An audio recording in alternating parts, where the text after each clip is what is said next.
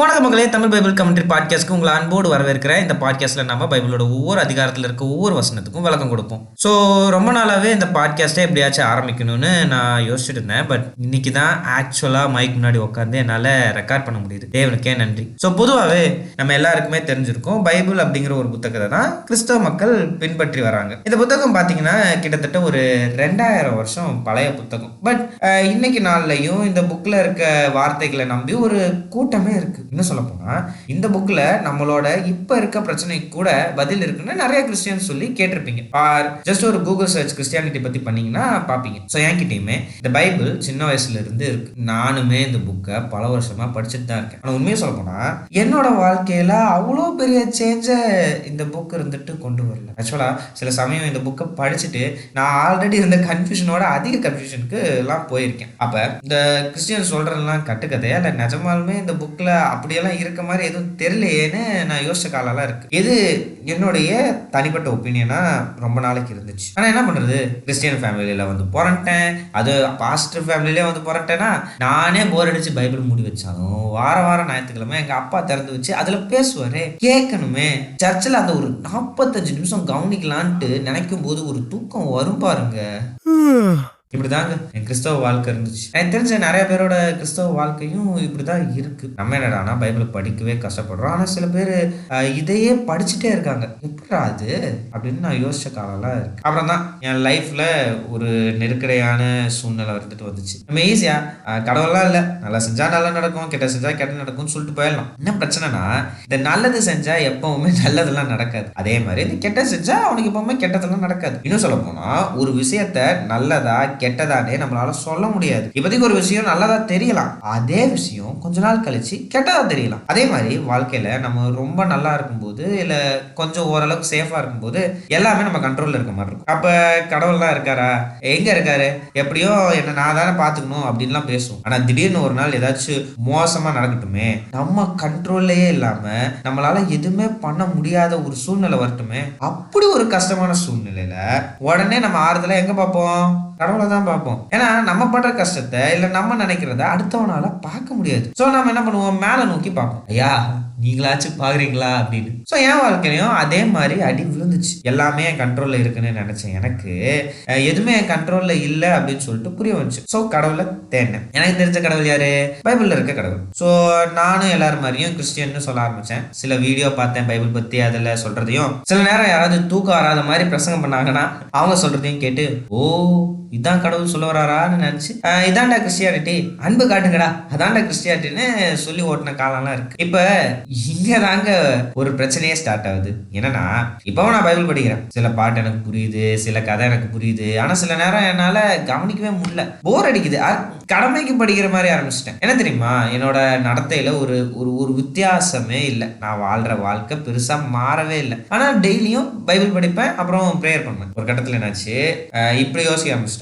இன்னைக்கு நாள்ல நான் காலையில எந்திரிச்ச உடனே ப்ரேயர் பண்ணி பைபிள் வாசிச்சிட்டேன் அப்படின்னா என்ன அர்த்தம், இன்னைக்கு நாள் நல்லா போக போகுது. இதே வேற ஏதாவது சூழ்நிலை, அச்சோ இன்னைக்கு எக்ஸாம் எழுதுற முன்னாடி ஜபம் சொல்லாம எழுத ஆரம்பிச்சிட்டேன், அப்போ இந்த எக்ஸாம் நல்லா எழுதுற வாய்ப்பு போயிடுச்சு அப்படின்னு நினைப்பேன். இன்னொரு விஷயம் என்ன தெரியுமா, எனக்கு பாவம் பத்தி ஒரு தெளிவு பல வருஷமாவே இருந்துச்சுன்னு சொல்லலாம். எனக்கு தெரியும் இதெல்லாம் பாவம், இதெல்லாம் பண்ணக்கூடாது அப்படின்னு சொல்லிட்டு நான் நினைப்பேன். ஆனா அதே பாவத்தை நானே பண்ணுவேன். பாவம் பண்ணிட்டு என்ன தெரியுமா பண்ணுவேன், ஒண்ணு மன்னிச்சிருங்க அப்படின்ட்டு அறகுறையா கெஞ்சுவேன். இல்லைன்னா நான் செஞ்சது தப்பே இல்லை, நான் என் நோக்கமே வேற, இந்த இடத்துல வந்து நான் நினைச்சு பண்ண விஷயம் வேற, உங்களுக்கு பாக்குறதுக்கு தப்பா தெரியுது, தேவனுக்கு தெரியும் அப்படின்னு சொல்லிட்டு சில நாள் சொல்லிட்டு போக ஆரம்பிச்சிட்டேன். இப்ப என்னோட வாழ்க்கையில முன்னிருந்த நிலைமையோட ஏதாவது ஒரு மாற்றம் ஏற்பட்டுச்சுன்னா ஒண்ணுமே மாறல, ஒண்ணுமே மாறல, அதே அடி விழுவுது, அதே வலி வலிக்குது, அதே தப்பு தான் பண்றேன். நாமெல்லாம் ஏனே வாழ்றோம், நம்ம வாழ்க்கைக்கு அர்த்தம் இருக்கா? இப்ப இந்த குழந்தைக்கெல்லாம் இந்த பெரியவங்க இருந்துட்டு இப்படி போப்பா அப்படி போப்பா அப்படின்னு சொல்லிட்டு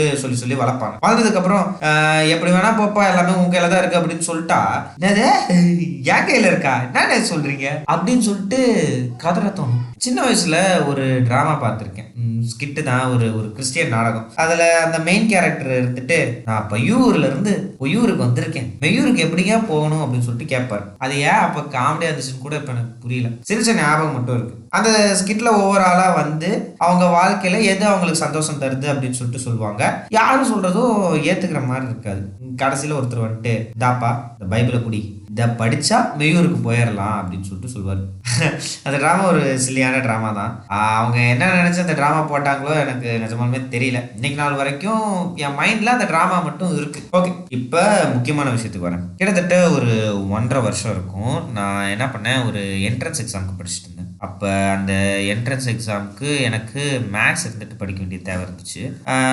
அண்ணன் தான் வந்துட்டு கணக்கில் புலி அப்படின்னு சொல்லிட்டு நினச்சிட்டு போய் செம்ம சால்வ் பண்ண ட்ரை பண்ணால் எல்லாமே கஷ்டமாக இருந்துச்சு அந்த எக்ஸாமில். ஸோ போச்சுடா, படித்த மேக்ஸ் எல்லாம் வந்துச்சு, எப்படா திருப்பி படிக்க போகிறோம் அப்படின்னு சொல்லிட்டு முடிச்சுட்டு இருந்த சமயம் இப்போ ஒரு நாள் என்னாச்சு, என் லேப்டாப்பில் கான் அகாடமி அப்படின்னு சொல்லிட்டு ஒரு வெப்சைட்டை கண்டுபிடிச்சேன். என்ன இங்கே முக்கியமான விஷயம் நீங்கள் தெரிஞ்சுக்கணும்னா, நார்மலாக நான் இருந்துட்டு எனக்கு வெப்சைட்டோட அருமை தெரியலங்க. நான் என்ன நினச்சேன், வெப்சைட்னா சும்மா எதனா தேட உதவும் அவ்வளோதான் அப்படின்னு சொல்லிட்டு நினச்சிட்டேன். எதுனாலும் அதுக்கு சம்மந்தப்பட்ட ஆப்பை தான் டவுன்லோட் பண்ண ட்ரை பண்ணுவேன். அப்படி இருக்க ஃபார் த ஃபர்ஸ்ட் டைம் நான் இருந்துட்டு என்ன பண்ணுறேன், ஒரு வெப்சைட்டில் இருந்துட்டு படிக்கிறேன். அந்த வெப்சைட்டில் இருந்துட்டு பார்த்தீங்கன்னா ஃபர்ஸ்ட் ஸ்டாண்டர்ட்லேருந்து பிஜி வரைக்கும் இருக்க மேக்ஸ் எல்லாமே ஒரே இடத்துல இருக்கும். அதுவும் சொல்லி கொடுக்குறானுங்க, ப்ளஸ் நம்மளால் அங்கேயே இருந்துட்டு ஒர்க் அவுட் பண்ணி பார்க்கவும் முடியும். அப்போ தான் ஒரு விஷயம் மண்டையில் நல்லா ஏறிச்சு. நமக்கு ஏதாச்சும் தெரியலனா அதை கற்றுக்கணும்னு நினச்சா கண்டிப்பாக அதுக்குன்னு ஒரு வெப்சைட் இருக்கும் அப்படிங்கிற ஒரு மைண்ட் செட் இருந்துட்டு வந்துச்சு. அந்த எக்ஸாமில் நல்ல மார்க்கெல்லாம் இருந்துட்டு நான் எடுக்கல, அதை விடுங்க.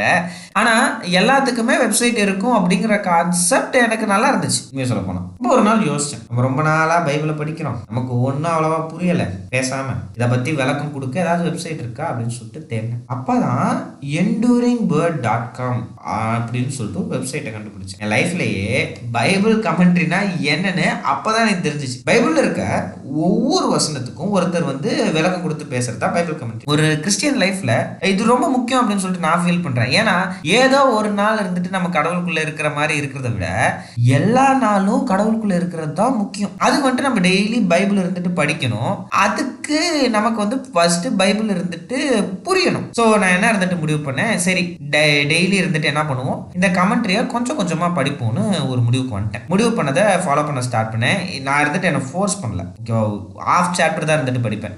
ஒரு பாதி அதிகாரம் படிச்சுட்டு அந்த நாள் இருந்துட்டு ஓட்டுவேன். ஆனா வாழ்க்கையில முறையா பைபிளை அது சொல்ல வர அர்த்தத்தோட படிக்க ஆரம்பிச்சிட்டேன். ஒரு விஷயத்த சும்மா சொல்றதுக்கும் அதை யார் சொன்னாங்க, எந்த நிலையில சொன்னாங்க, யாருக்கிட்ட சொன்னாங்க, எந்த முறையில சொன்னாங்க, அவங்களுடைய கலாச்சாரம் என்ன, அவங்களுடைய மொழி என்ன, அவங்க என்ன வார்த்தையை பயன்படுத்தி சொல்லியிருக்காங்க அப்படிங்கிறது ரொம்ப முக்கியம். ஏன்னா அவங்க சொல்ல வர காரியத்தை அது இருந்துட்டு மாத்திரும், நமக்கு தெளிவா புரிய வைக்கும். நான் சொன்னேன்ல முன்னெல்லாம் பைபிள் படிச்சா தூக்கம் வருதுன்ட்டு, இப்பெல்லாம் பைபிள் படிக்காம ஒரு நாள் என்னால கடந்து போக முடியாதுங்க. பிரச்சனை என்ன தெரியுமா, எனக்கு யாராவது ஒருத்தர் விளக்கி சொல்லணும். சில பேருக்கு படிச்ச உடனே பைபிள் புரிஞ்சிருக்கலாம், அவங்களுக்கு நான் சொல்றது முட்டாத்தனமா கூட தெரியலாம். ஆனா நான் சின்ன வயசுல இருந்து ரொம்ப ஏங்கின ஒரு விஷயம்னா, பைபிளை எனக்கு யாராச்சும் தெளிவா ஆரம்பத்துல இருந்து சொல்லுங்களேன் அப்படின்னு சொல்லிட்டு தான். நான் சொன்னேன்ல, பைபிள்ல ஒரு மனுஷனுக்கு வரக்கூடிய பிரச்சனைக்கு பதில் இருக்கிறதா சொல்றாங்க. நான் என் பிரச்சனைக்கு பதில பைபிள்ல பார்த்தேங்க. மற்றவங்க கடவுள் பத்தி பேசினப்ப சிரிச்ச எனக்கு இப்ப அவரை பத்தி எல்லார்ட்டையும் சொல்லணும் அப்படின்னு சொல்லிட்டு தோணுது. ஓகே, நான் சொன்னேன்ல கிறிஸ்டியன் ஆயிட்டேன் அப்படின்னு சொல்லிட்டு வாயில சொன்னேன், ஆனா என்னோட ஆக்ஷன்ஸ்ல எந்த மாற்றமும் இல்லைன்னு சொல்லிட்டு இப்ப ஆக்ஷனை வாலண்டியரா பண்ண தோணுது. எனக்கு சில இடத்துல கம்ஃபர்டபுளா இல்லைனாலுமே எது சரியோ அதை அந்த இடத்துல நான் பண்ணணும் அப்படின்னு சொல்லிட்டு தோணுது. உண்மையை சொல்ல போனா எது நல்லது எது கெட்டதுன்னு சொல்ல முடியுமா அப்படின்னு சொல்லிட்டு யோசிச்சேன். அந்த காலம் போய் இப்போ எது நல்லதுன்னு என்னால சொல்ல முடியுது. ஒரு புக்கால ஒரு மனுஷனை இவ்வளவு மாற்ற முடியுமான்னு யோசிச்ச காலம் போய் மாற முடியும்ன்றதுக்கு இன்னைக்கு நானே சாட்சியா இருக்கேன். ஸோ நான் பெற்ற இன்பம் இந்த வயமும் பெருட்டும் அப்படின்னு சொல்லிட்டு முடிவு பண்ணி என் மனசுல ஒரு ஏக்கம் வந்துட்டு வந்துச்சு.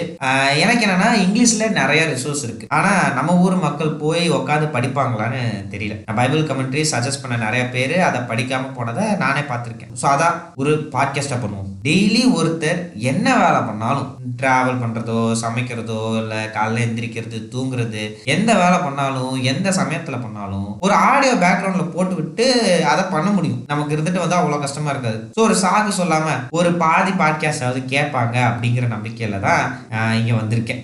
நான் ஒரு பாஸ்டரோ இல்ல தியாலஜிஸ்டோ இல்ல எல்லாம் அரைச்சு குடிச்ச புத்திசாலி எல்லாம் கிடையாது. எனக்கு தேவன் வெளிப்படுத்தின காரியங்களை, எனக்கு தேவன் சொல்லி தந்த காரியங்களை எனக்கும் எனக்கு அன்பான மக்களுக்கும் புரியுற மொழியில சொல்ல நினைக்கக்கூடிய ஒரு ஆள் தான். பைபிளோட ஒவ்வொரு அதிகாரத்தில் இருக்க ஒவ்வொரு வசனத்துக்கு பின்னாடி இருக்க நன்மைகளை நான் பார்த்து என் லைஃப் மாறினது போல உங்களுதும் மாறும் அப்படின்னு சொல்லிட்டு நான் நம்புறேன். நீங்க யாரா வேணா இருங்க, புது கிறிஸ்டியனோ இல்ல இது மேல நம்பிக்கையே இல்லாத ஒருத்தரோ இல்ல இதுல ஆழமா போய் அலசிட்டு வந்தவரோ இல்ல தூக்கம் வரல எதையாச்சும் கேட்போன்னு வந்தவங்களோ யாரா வேணா இருங்க, இன்னைக்கு நாள்ல இந்த 2000 வருஷம் பழைய புத்தகம் மனுஷனுக்கு என்ன சொல்ல வருது அப்படின்னு சொல்லிட்டு தெரிஞ்சுக்கலாம்னு கொஞ்சம் யோசிச்சு பாருங்க. ஒரு விஷயம் உதவாதுன்னு சொல்றதுக்கு முன்னாடி அது என்ன சொல்ல வருது அப்படின்னு சொல்லிட்டு கேட்டு பாருங்க. மதத்தை பரப்ப பாக்குறாங்கன்னு நினைக்காம இவன் சொல்ல வர விஷயம் உண்மையா அப்படின்னு சொல்லிட்டு கொஞ்சம் யோசிச்சு பாருங்க. அதே மாதிரி நான் சில இடங்கள்ல தப்பா சொல்ல வாய்ப்புகள் இருக்கு. பைபிள்ல இல்லாததை சொன்னேன்னா, பைபிளை ஆராய்ச்சி பார்த்து இருக்கிற ஒருத்தரா நீங்க இருக்கீங்க அப்படிங்கிற பட்சத்துல வசனத்தால என்ன திருத்துங்க, நான் கேட்க தயாரா தான் இருக்கேன். ஏன்னா நானும் மனுஷன் தானே, என்கிட்ட குறை கண்டிப்பா இருக்கும். ஆனா தேவன் இடத்துல இருக்காது. அதாவது அதை இருந்துட்டு நம்ம பைபிள் படிக்கும்போது அவங்களுக்கு புரிய வரும் அப்படின்னு சொல்லிட்டு நான் நம்புறேன். ஒரு தாயின் கருப்பையில உருவாகி பொய்யான உலகத்துக்குள்ள வந்துட்டீங்க, வையூர்ல இருந்து ஒய்யூருக்கு வந்துட்டீங்க, மெய்யூருக்கு எப்படி போகணும்னு வேதாகமம் சொல்லும். தயாரா இருந்துக்கங்க. See you in our next episode. Bye bye.